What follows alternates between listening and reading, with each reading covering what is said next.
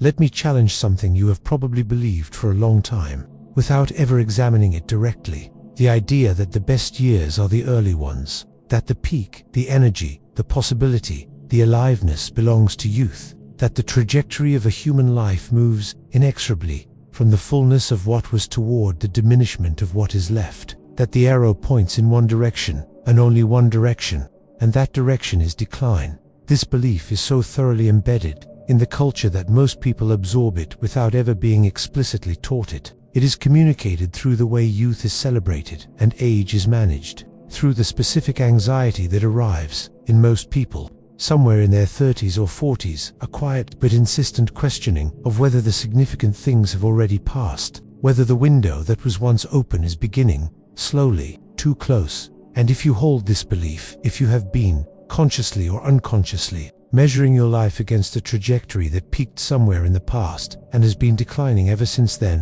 what I am about to share with you is one of the most genuinely liberating ideas available. Carl Jung, after decades of clinical work with human beings across every stage of life, arrived at a conclusion that runs completely counter to this belief. He proposed that human life is not a single arc rising and then falling, but two fundamentally different halves, two distinct phases that are not continuous with each other, but genuinely different in nature, in purpose, and in what becomes possible within them.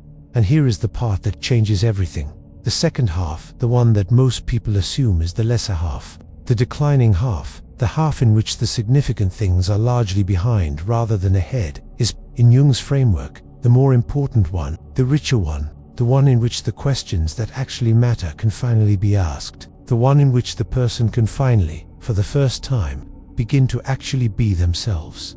The tragedy, in his observation, is that most people never fully arrive there. They remain in the first half's logic, pursuing its goals, playing by its rules, organized around its concerns long after the second half has begun calling. They mistake the call for a crisis rather than an invitation. They manage the symptoms rather than following the direction the symptoms are pointing. And they live their entire lives without ever encountering the specific, irreplaceable richness that the second half contains. Not because it was unavailable, because they never turned toward it. Today, we are going to turn toward it, together. Whatever your age, whatever your current position on the arc, you have been told, your life describes today, we are going to examine what is actually available in the half that most people underestimate, and we are going to discover why the best years of your life may not be behind you. They may not have started yet. 1. The first half, the life you lived for others. The first half of life, in Jung's framework, is organized around a specific and entirely necessary project. The project of establishing a self in the world, of building the structures, the identity, the career, the relationships, the social role that make a functional human life possible, of answering, through action and accumulation, and the gradual construction of a place in the social order.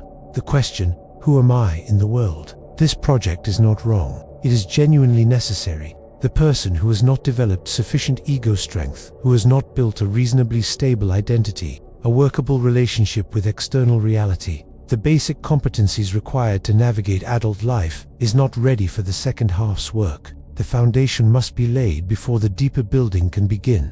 But the foundation is not the building, and the tragedy of the first half is the specific way that its genuine necessities tend to become its total content, the way that the tools required for the project become mistaken for the project itself. Jung called the social identity we construct. During this period, the persona, the face we present to the world, the assembled presentation of self that was built, piece by piece, from the raw materials of others' expectations, the successful professional, the responsible adult, the reliable partner, the appropriately ambitious achiever, the specific version of a human being that the family, the culture, the educational system, and the economy collectively require. The persona is not dishonest. Exactly. It contains genuine qualities, but it is a selection, a careful, socially optimized subset of the total person, constructed to navigate the specific requirements of the external world. The parts that were useful were developed. The parts that were inconvenient were suppressed. The parts that did not fit the requirements of the role were pushed below the surface, where they could not complicate the performance. And the performance, if it goes well, generates genuine rewards. The recognition, the stability, the sense of competence and social belonging that the first half's success provides are real. They matter. The person who achieves them has accomplished something genuine, but they have also, in the very achievement, created the conditions for the crisis that arrives quietly at first. Then, with increasing insistence, somewhere in the middle of life, because the performance, however successful, has been consuming something that cannot be indefinitely consumed. The genuine self, the unperformed, unoptimized, unconstructed actual person who is always present beneath the persona, waiting, with the specific patience of something that knows it is real even when it cannot currently be expressed, and somewhere in the middle of the performance, when the external rewards are perhaps at their height and the logic of the first half should be most fully validated, the waiting presence makes itself felt. 2. The breaking point, the interior emptiness. It arrives differently for different people. For some, it comes as what looks, from the outside, like a breakdown, a sudden, unmistakable collapse of the structures that were providing the sense of meaning and direction. For others, it is considerably quieter, a gradual, accumulating sense that something essential is missing, that the life being lived is somehow not the life, that the person inhabiting the successful exterior is not quite the person who was always supposed to be there. From the outside, everything may look exactly as it should. The career is progressing, the relationships are maintained, the obligations are being met, the visible markers of a life being lived successfully are all present and accounted for. But from the inside, something has shifted. The things that were supposed to matter, the achievements, the recognition, the social belonging, have begun to produce a specific quality of diminishing return. Not nothing, exactly, but less. Less than they used to, less than they should, given how much was invested in their acquisition. The successful project that generates no genuine satisfaction, the celebration that leaves behind an inexplicable flatness, the relationship that is comfortable and familiar, and somehow beside the point of something that cannot quite be named, the Sunday evening quality of a life that seemed, when examined honestly, to be organized around getting through rather than genuinely living. Jung understood this experience, which he encountered again in the people who came to him during the middle of their lives, not as evidence of pathology or failure, not as a problem to be solved by more effective pursuit of the first half's goals, but as the first unmistakable signal that something new was trying to begin, that the second half was beginning to assert its presence against the resistance of a psyche still organized around the first half's logic. The interior emptiness is the message, and its content, read honestly, is this: the life you have been building was a necessary beginning, but it is not the destination.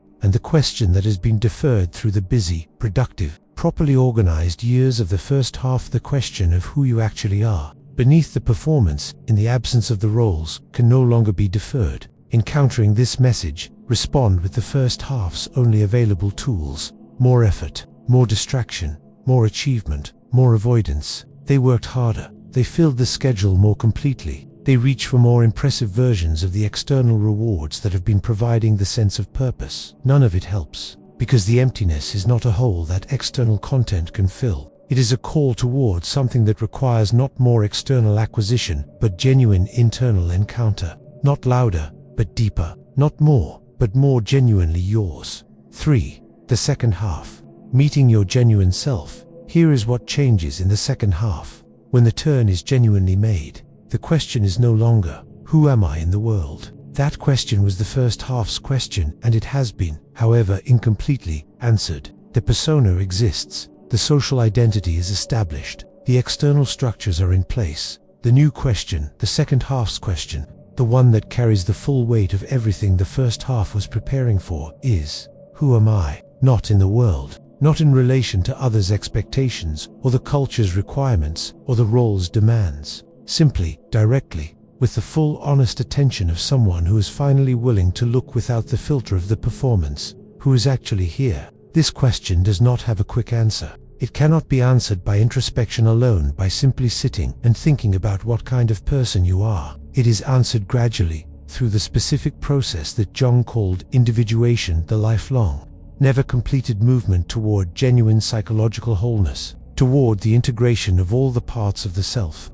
that were excluded from the first half's carefully optimized persona. The shadow, the repository of everything suppressed, denied, or deemed unacceptable during the years of performance, must be encountered. not with the intention of simply releasing everything that was suppressed, which would be neither possible nor desirable, but with the honest willingness to acknowledge what is actually there, to meet the anger, the grief, the need, the desire, the fear, all the contents of the unperformed self with enough genuine compassion and genuine curiosity to begin the process of integration. The persona, the mask, that has been so continuously worn for so long that its edges have, in places, fused with the face beneath, must be examined. Not removed entirely, the social self continues to have genuine functions and genuine value, but differentiated, held with the specific lightness of something you are wearing rather than something you are, so that there is room, behind it, for the actual person to begin to breathe,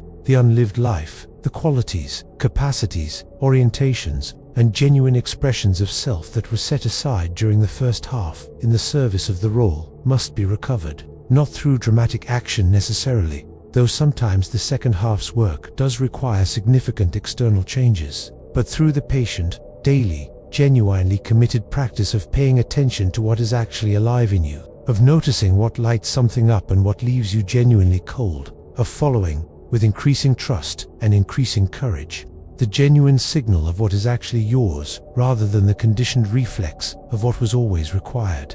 This process is not comfortable. Jung was honest about this. The genuine encounter with the shadow is not pleasant. The examination of the persona is not reassuring.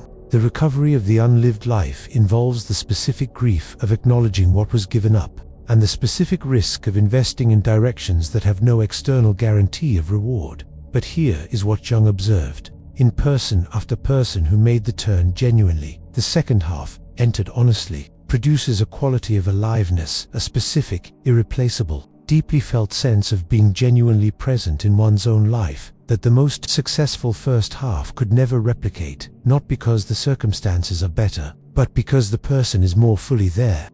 4. It is not too late.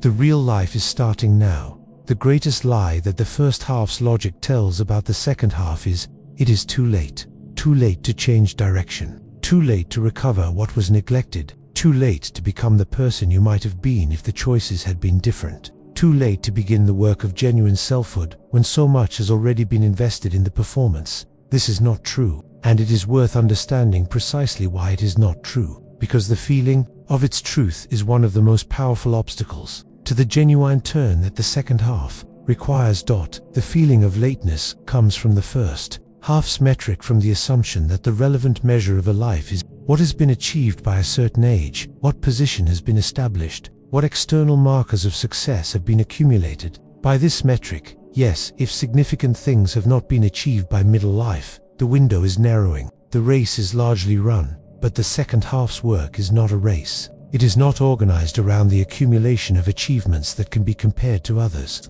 accumulations or measured against a standard of what should have been accomplished by now. It is organized around something that has no deadline and requires no particular external evidence of progress. It is organized around becoming genuinely yourself, and that work is available fully, completely, without diminishment, at every moment of genuine willingness. At 30, at 50, at 70, the moment of genuine turn toward the second half's question is the beginning of the second half, not a moment determined by the calendar, a moment determined by readiness, by the specific willingness to stop deferring the genuine encounter with the genuine self. Jung observed something in his clinical work that goes directly against the cultural narrative of decline. He observed that the second half, when entered genuinely, with the honest engagement that its work requires consistently, produces people who are more alive, not less, more genuinely themselves, not more diminished, more capable of genuine encounter, genuine depth, genuine contribution, not as the residue of a better past, but as the specific fruit of a work that the first half could not have produced because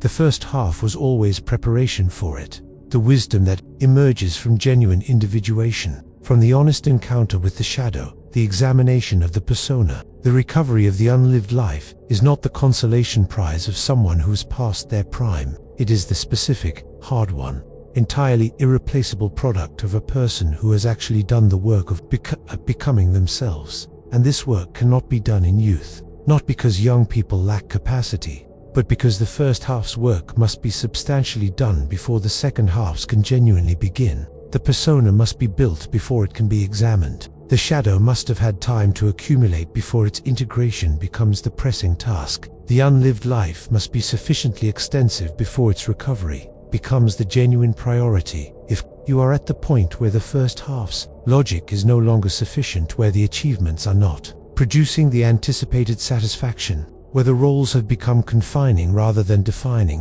where the interior emptiness is insisting on being addressed, then you are not at the end of something. You are at the beginning of the part that actually matters. We have traveled today through 4 dimensions of one of the most important and most misunderstood frameworks for understanding what a human life is actually for, from the recognition that the first half, necessary, genuine, not to be dismissed, is nevertheless not the destination but the preparation, through the honest examination of the breaking point, the interior emptiness. That is not evidence of failure but the first clear signal that the second half is trying to begin. Through the genuine engagement with what the second half requires, the shadow work, the persona examination, the recovery of the unlived life, the patient, courageous movement toward the full expression of the actual self, and finally, into the liberation of understanding that it is not too late, that the best years are not behind you, that what is available in genuine individuation, the aliveness, the depth, the specific quality of being genuinely present in your own life, is not diminishing with time. It is accumulating with genuine work.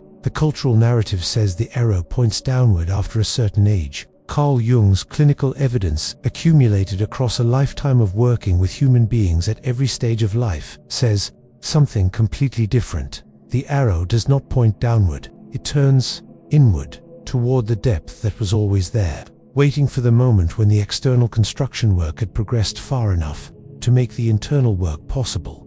That moment may be now. This conversation may be the first genuine signal you have received that the second half is not something to be avoided or managed or grieved. It is something to be entered honestly, courageously, with the specific willingness to finally ask the question that the first half was always deferring. Not who am I in the world, but who am I? That question is the door, and on the other side of it is the life that was always underneath everything, the one that was meant to be yours. The best years of your life have not passed. They have not even started yet. You are not too late. You are exactly on time. The second half is waiting, not with diminishment, but with the specific, irreplaceable richness of everything the first half was building toward. Step through the door. It has been open all along.